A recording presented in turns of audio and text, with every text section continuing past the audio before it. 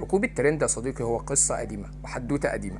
هتقول لي ازاي الكلام ده؟ هو كان في زمان الكلام ده؟ هقول لك ركوب الترند هو مرتبط دايما بفكرة الشهرة مش بفكرة السوشيال ميديا. ومن اشهر الامثلة اللي ممكن يكون انا وانت سمعنا عنها، في راجل اعرابي زمان حاول ان هو راح او حاول ان هو يتبول في بير زمزم اعزكم الله. فلما الناس منعوه وسالوه بعدها انت ليه عايز تعمل كده، قال جمله شهيره جدا لما قال اردت ان اذكر ولو باللعنات. في ناس كتير جدا بتحب تعمل نفس اللي الراجل ده عمله. هو مش فارق معاها الناس هتذكره بانه كويس ولا حلو ولا وحش ولا سفاح ولا محترم ولا غيره، هو اللي فارق معاه ان الناس تذكره ايا كان ذكره ده هيكون ايه.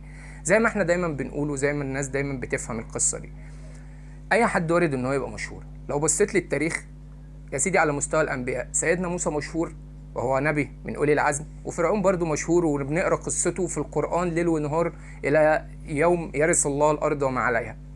بس شوف ده مشهور بايه، شوف ده مشهور بايه. بالتالي لو انت دورت هتلاقي امثله كتير جدا